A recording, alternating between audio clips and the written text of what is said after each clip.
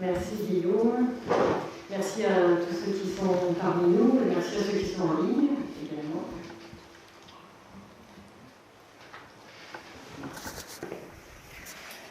Alors, on pourrait se poser la question de se dire mais pourquoi on invite un rabbin alors qu'on fait tout un travail sur les pères de l'Église et qu'évidemment le rabbin n'est pas spécialiste des pères de l'Église, même s'il a les Pirkei Avot, ses propres pères.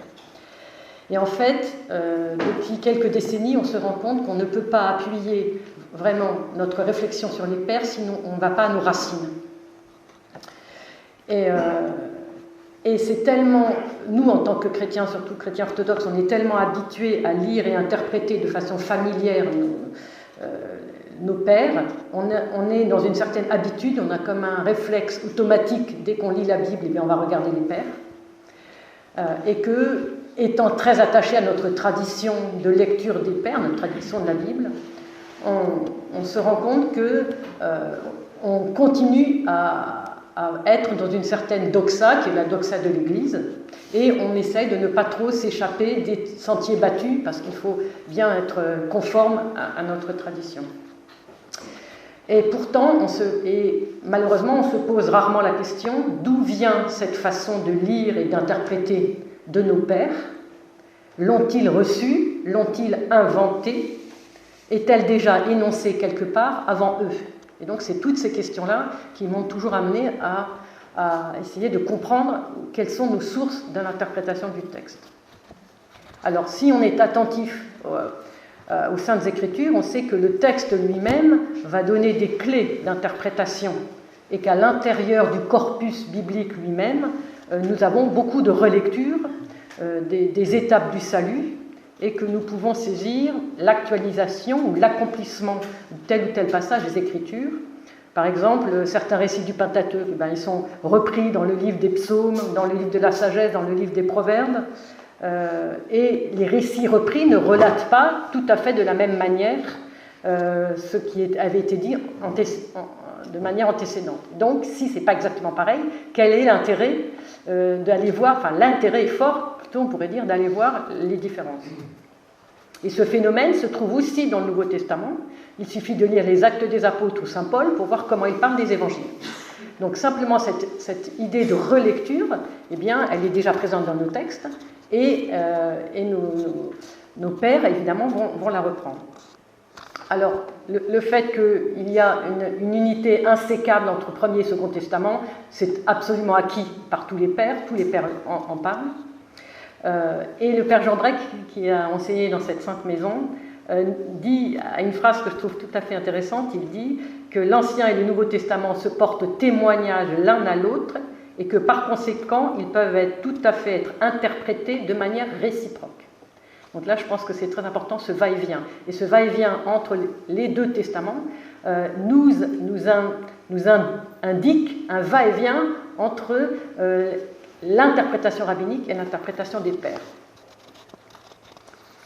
Et donc, depuis quelques décennies, on cherche à essayer de mettre en valeur l'interprétation des maîtres de la synagogue, et est-ce qu'elle a un lien avec les pères, puisqu'on a un Premier Testament qui est quand même une Bible commune, quand bien même les pères vont la lire plutôt en grec ou en latin. Donc, est-ce qu'il y a des influences? Si oui, de quelle façon? Les recherches actuelles vont montrer que ni la foi chrétienne ni le Nouveau Testament sont sui generis. Ce n'est pas tombé comme ça de nulle part. Il y a bien des sources. Et si tout s'enracine dans le Premier Testament, il s'enracine aussi nécessairement dans une lecture du Premier Testament qui est celle de la tradition juive, cette tradition juive qui est celle de Jésus, de Marie, sa mère, des apôtres et des premiers disciples. Et donc, on a quand même une lignée directe, on pourrait dire. Alors, on ne peut pas développer tout ça ici, puisqu'on a peu de temps.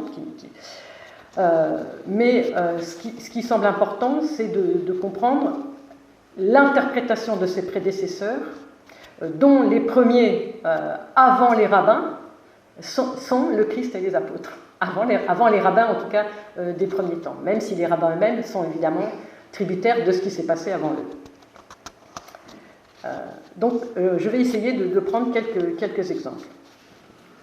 Alors, Rivon vient de nous expliquer un peu toute cette complexité du mystère de la ligature d'Isaac, les questions qu'a suscité ce texte. Et donc, ce qui nous intéresse finalement, c'est le questionnement que pose ce texte. Et est-ce que ce questionnement se retrouve chez les pères? Et on va le voir, que non seulement le questionnement se retrouve chez les pères, mais parfois c'est le même, quand bien même il est évidemment exprimé en grec ou en d'autres langues, et que la formule peut être éventuellement un peu différente. Donc on va regarder une première couche de texte déjà, qui est l'Épître aux Hébreux. Donc, première relecture du texte, l'Épître aux Hébreux. Donc là, on est en plein dans notre corpus. Alors, vous savez alors c'est très curieux aussi, un petit point, c'est que cette akeda, cette ligature, elle est extrêmement développée dans l'interprétation des pères. Tous les pères en parlent, c'est développé, c'est des pages et des pages, mais dans le Nouveau Testament, elle est très peu développée. Donc elle est indiquée à peu près 2 fois, il y a une allusion une 3e fois, mais c'est surtout l'Épître aux Hébreux sur lequel on va s'arrêter. Donc c'est très curieux qu'un épisode aussi important a été aussi peu redéveloppé à l'intérieur du Nouveau Testament. Alors voilà ce que dit l'Épître aux Hébreux. Donc j'ai fait quelques coupures juste pour qu'on ait l'essentiel. Par la foi, Abraham obéit à l'appel de partir vers un pays qu'il devait recevoir en héritage, et il partit ne sachant pas où il allait. Par la foi, Abraham, mis à l'épreuve, a offert Isaac. Il offrait le fils unique, alors qu'il avait reçu les promesses et à qui il avait été dit, c'est par Isaac qu'une descendance te sera assurée. Même un mort, se disait-il, Dieu est capable de le ressusciter. Aussi, dans une sorte de préfiguration, il retrouva son fils.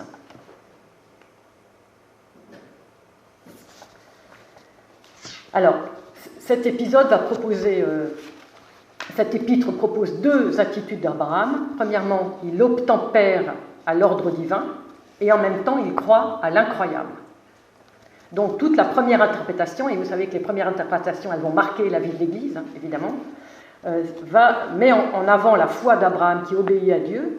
Non seulement il lui demande de partir, le l'Era dont nous a parlé Rivon tout à l'heure, de quitter sa famille, sa maison, son père, etc.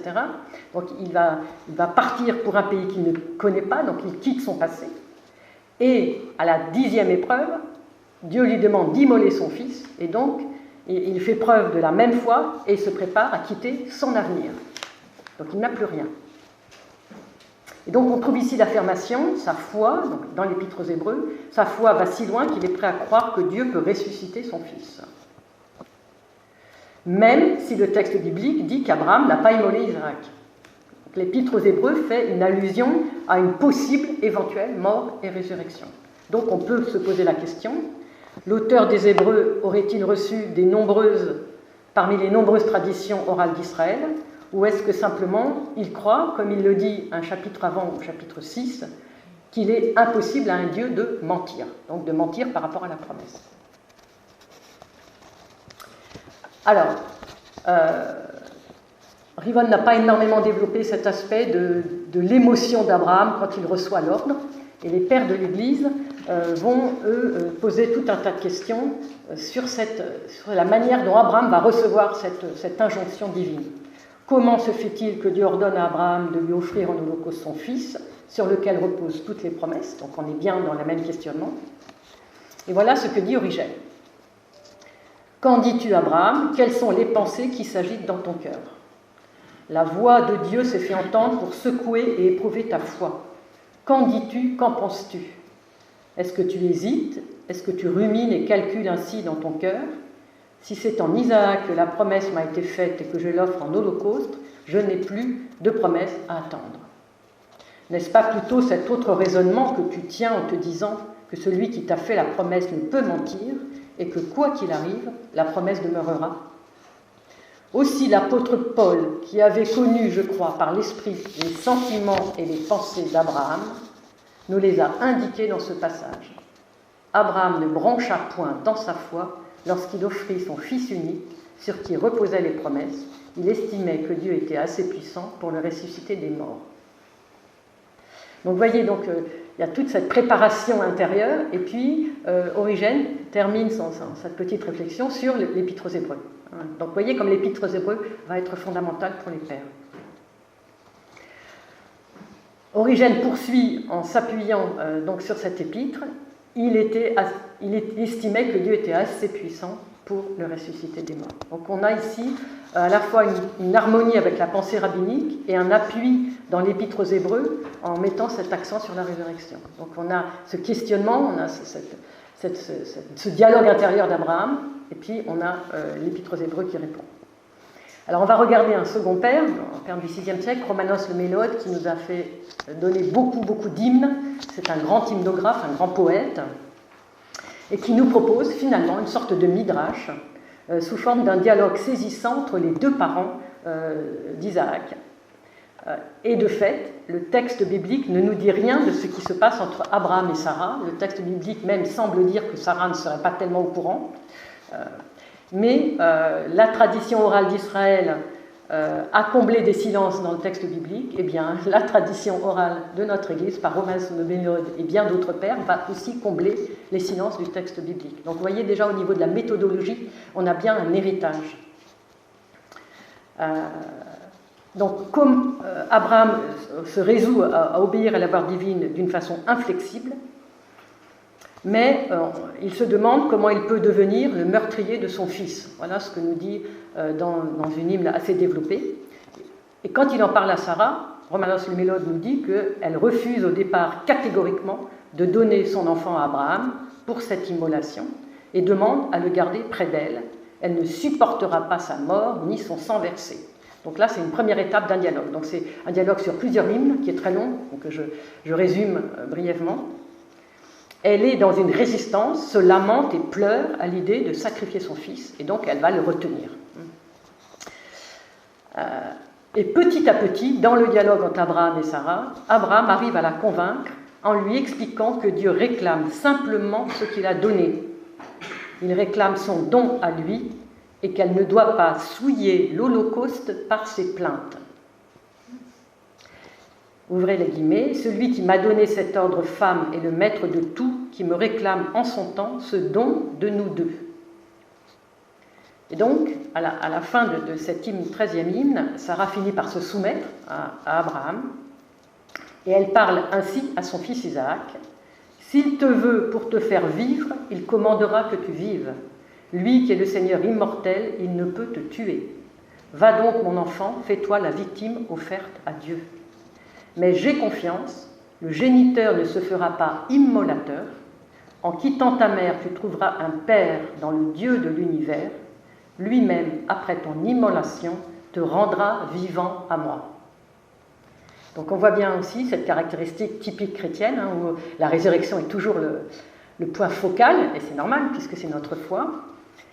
Mais il y a aussi en même temps l'idée que de cette question, je ne sais pas d'ailleurs si le Midrash la pose, que Abraham se posait et que Sarah pose, est-ce que je peux devenir le meurtrier de mon propre fils? Et ça, c'est une très grave question que pose aussi ici Romanos le Mélode. Alors Abraham révéla le futur que sa grande foi lui donnait de prévoir, en disant à ses compagnons, « Restez ici, moi avec l'enfant, je viens, je vais et je reviens. » Et ces paroles se vérifièrent. Donc, dans ce dialogue très, très touffu et très dense entre Sarah et Abraham, Romanos va chercher à la fois à montrer l'émotion, l'horreur des parents devant une telle injonction, et c'est normal, et c'est bon signe.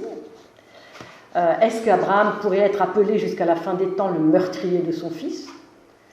La résistance de Sarah qui proteste, qui ne supportera pas une chose pareille, et qu'après les secousses émotionnelles des premiers moments et les premières pensées, la foi d'Abraham et de Sarah en la résurrection est comme déposée comme une sorte de certitude. Et cette foi, qu'on le sache ou non, cette foi en la résurrection, elle est également présente chez les rabbins, même si évidemment, chez nous, c'est le point focal dans la foi chrétienne. Alors, juste un tout petit détour chez Augustin, mais très rapide, juste pour montrer qu'Augustin, donc dans le monde latin, on est dans une autre région, dans un autre univers. Jamais certes Abraham n'a pu croire que Dieu se complairait en des victimes humaines, et pourtant quand Dieu intime son ordre, il faut obéir, non discuter.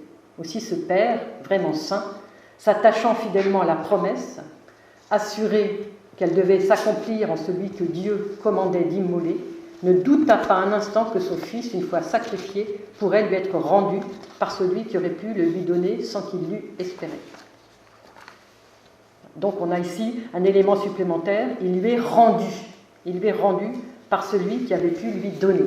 Donc il y a cette idée, même que Romanos d'ailleurs, il donne son fils qui lui a déjà été donné, et quand il va le donner, il va lui être rendu, c'est ce que nous dit Augustin.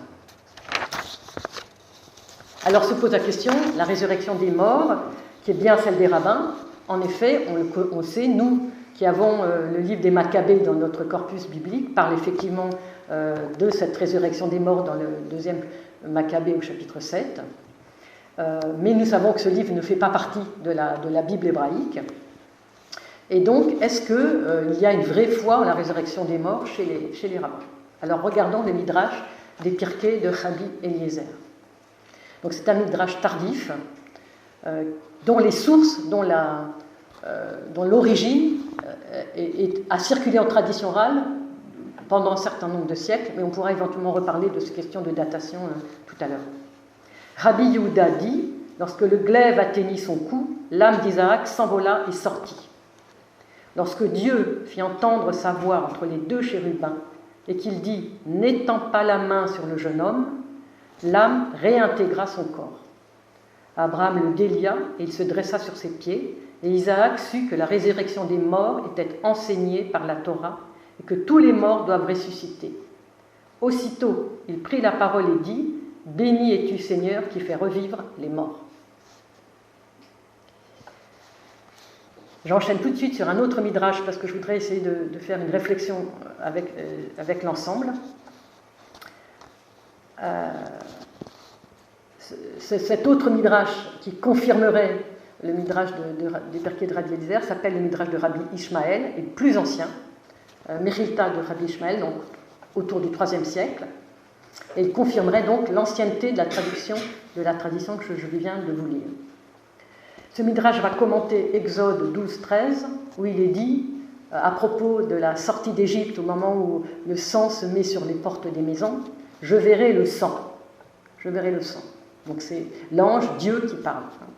Il identifie donc un procédé qui parle du sang versé, et ce sang versé sur les portes des montants est identifié au sang versé d'Isaac au moment de l'Akéda. Et ce sang, parce qu'il est vu par l'ange exterminateur sur le montant des portes des maisons, va lui permettre d'épargner les maisons des Hébreux, dont on sait qu'ils vont pouvoir quitter l'Égypte.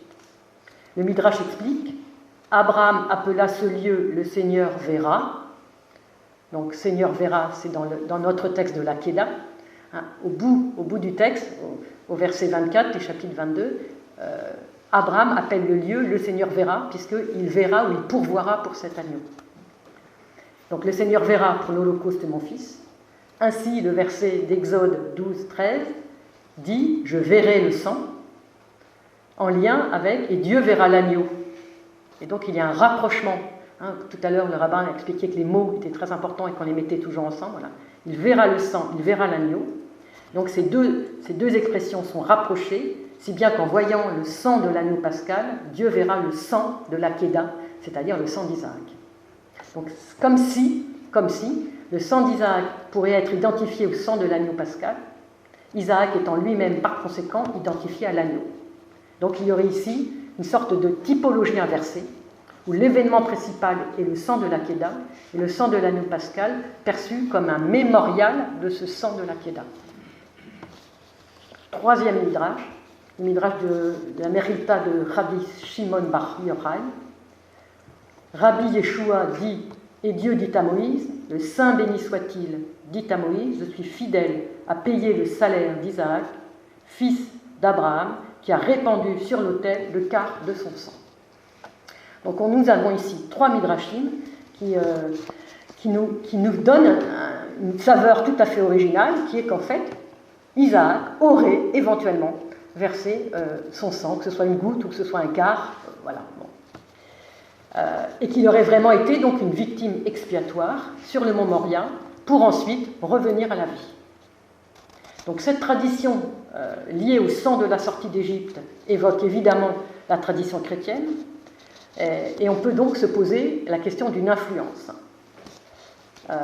Et cette influence, elle est d'autant plus étonnante que dans les midrashim beaucoup plus tardifs, cette interprétation d'un éventuel versement de sang d'Isaac va pratiquement entièrement disparaître. Et donc on se demande s'il n'y a pas une influence dans les deux sens. C'est-à-dire à partir du moment où la foi dans la résurrection, dans le christianisme, se fortifie grandement, comme si on veut la diminuer du côté du Midrashim. Je dis bien comme si. Après, il faudrait faire évidemment toute une étude, et au niveau des sources, et au niveau des datations, ce qui est évidemment très compliqué, mais on pourra en débattre tout à l'heure. Mais ce qui est très intéressant quand même, c'est que de toute façon, dans le premier Midrash, je vous ai dit qu'au moment où l'âme d'Isaac revient en lui, et qu'il dit « Béni sois-tu, Seigneur qui ressuscite les morts », eh bien c'est une phrase d'une prière, qui est la prière des 18 bénédictions, qu'on appelle la Hamida, et c'est la deuxième de ces 18 bénédictions, qui se lit ainsi, que les Juifs disent tous les jours, 3 fois par jour, « Tu es puissant, éternellement, Seigneur, tu fais revivre les morts, tu donnes en abondance le salut, tu fais descendre la rosée, tu fais souffler le vent et tomber la pluie, nourrissant les vivants par amour, ressuscitant les morts par ta grande miséricorde, soutenant ceux qui tombent, guérissant les malades, libérant les prisonniers, et tu maintiens ta promesse à ceux qui dorment dans la poussière. Qui est comme toi, maître des puissances, qui t'est comparable, roi qui fait mourir et qui fait vivre, qui fait germer le salut, tu es fidèle à ressusciter les morts, et la clôture, ce qu'on appelle la khatima, donc la clôture de cette bénédiction, béni es-tu Seigneur qui ressuscite les morts. Donc cette phrase mise dans la bouche d'Isaac au moment où son âme revient. Donc vous sentez tous les liens déjà qu'on peut faire. Alors j'avance. Je n'ai pas surveillé l'heure. La parole de l'apôtre Paul dans l'Épître aux Romains donc, va s'éclaircir, va se donner une nouvelle lumière. Abraham est notre Père devant celui en qui il a cru, le Dieu qui fait vivre les morts et appelle à l'existence ce qui n'existe pas. Et donc, cet verset de l'Épître aux Romains, chapitre 4, rejoindrait un autre débat talmudique entre un pharisien et un sadducéen sur cette question. Le sadducéen dit aux pharisiens, il dit à Gebiha ben Pessissa, malheur à vous pécheurs qui dites que les morts vivront. On le sait bien, les sadducéens ne croient pas à la résurrection des morts. Les vivants meurent, et les morts vivraient-ils ? Il lui pose la question. Et le pharisien lui répond, il lui réplique, malheur à vous pécheurs qui dites que les morts ne vivront pas, ceux qui n'existaient pas viennent à la vie, et ceux qui ont déjà existé ne vivraient-ils pas ? C'est un raisonnement tout à fait convaincant. Et donc là, on voit peut-être aussi chez Paul qu'il fait vivre les morts et qu'il appelle à l'existence ce qui n'existait pas et qu'il peut même, a fortiori, refaire vivre les morts qui ont déjà vécu. Et donc, on sent aussi un lien très, très, très intéressant. Alors, je voudrais essayer maintenant de dire en quelques minutes, donner une réponse un peu de comment les pères font le saut herméneutique, évidemment, par rapport à toute la tradition juive. Ils vont évidemment donner une interprétation christologique, mais je n'ai pas voulu trop la développer parce qu'on la connaît très bien, sur cette Akéda, en faisant d'Isaac le type du Christ. Et donc c'est la raison pour laquelle cette péricope est lue à la vigile pascale, Isaac en tant que type du Christ, parce qu'il est conduit au sacrifice, il porte le bois de la même façon que Jésus portait sa croix, et il sera encore comme le bélier offert à sa place, parce que le bélier figure l'humanité du Christ, et Isaac lui-même figurant la divinité. Donc il y a d'abord le fait que c'est simplement un type du Christ, et aussi le fait qu'avec le bélier, les pères vont développer, à partir des deux natures du Christ, la nature divine et la nature humaine, ils vont développer entre Isaac et le bélier, ces deux natures, avec le bélier qui se prend les cornes, comme la couronne d'épines ou comme l'attachement à la croix. Donc les pères vont beaucoup développer sur ce sujet. Et l'on pourrait dire aussi, je ne suis pas sûre que les pères le disent, mais c'est quelque chose qui, moi, me frappe, c'est que si Isaac, effectivement, représente l'agneau, où est l'agneau pour le sacrifice, dit Isaac à Abraham, et Abraham lui répond, Dieu verra, en hébreu c'est Dieu verra ou Dieu pourvoira à l'agneau, eh bien, celui qui nous répond, c'est Jean-Baptiste dans le Nouveau Testament, voici l'agneau de Dieu. Et donc là, on saute depuis Genèse 22 jusqu'à Jean 1, voici l'agneau de Dieu. Donc la réponse que donne le Nouveau Testament à la question d'Isaac.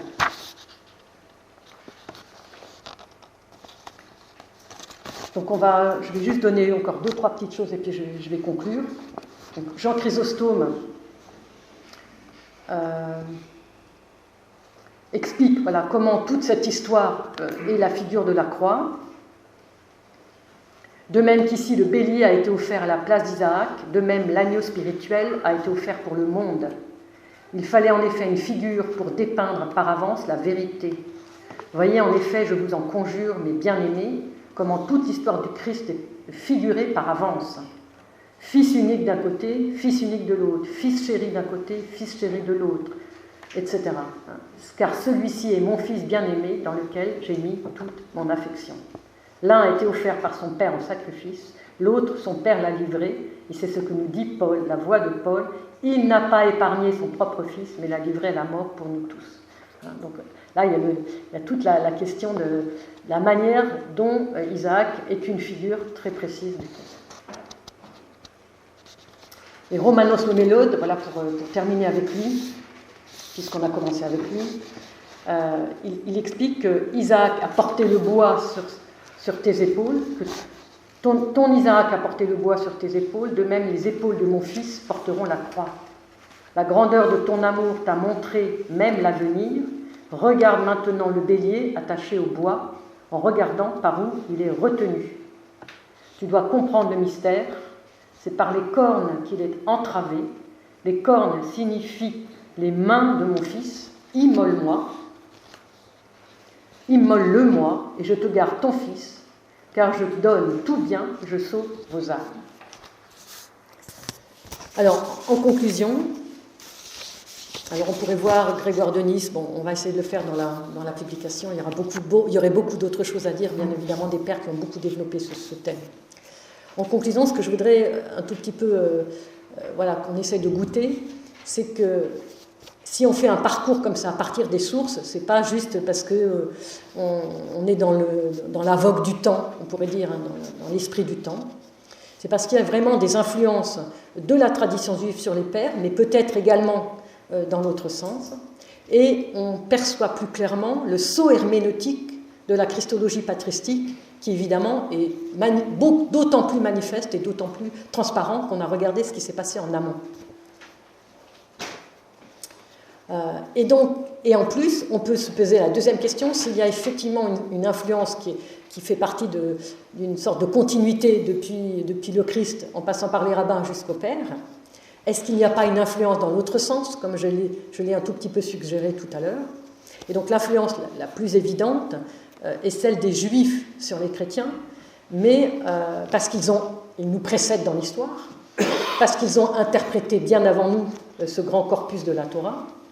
Mais par exemple, est-ce que nous avons parlé du consentement d'Isaac à son propre sacrifice? Eh bien oui, les pères également parlent du consentement d'Isaac à son propre sacrifice. Et par exemple, Clément de Rome, un des plus anciens, il est pratiquement contemporain, sa lettre est pratiquement contemporaine de l'évangile de Jean et de l'Apocalypse, surtout l'Apocalypse. Il dit « Isaac, avec confiance, se laissa volontiers emmener comme victime, car il connaissait l'avenir. » Donc même cette chose dont on parle assez peu, Isaac est consentant, comme le dit évidemment toute la tradition d'Israël. Donc est-ce que cette tradition chez Clément est reçue des rabbins? Voilà, donc il faudrait faire une recherche, mais en tout cas, elle est là.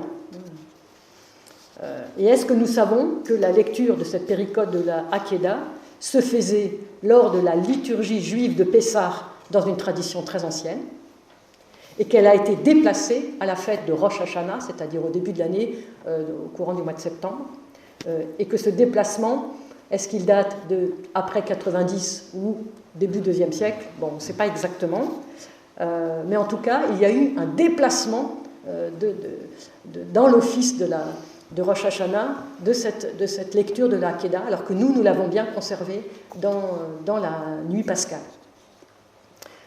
Et donc, est-ce qu'il y aurait ici des influences de notre appropriation de ce texte pour notre liturgie pascale, et du coup un déplacement du côté de nos frères juifs pour le mettre plutôt à Rosh Hashanah, ce qui a aussi, bien évidemment, aussi son sens. Voilà. Donc on a encore beaucoup de travail de recherche dans ce domaine. Merci.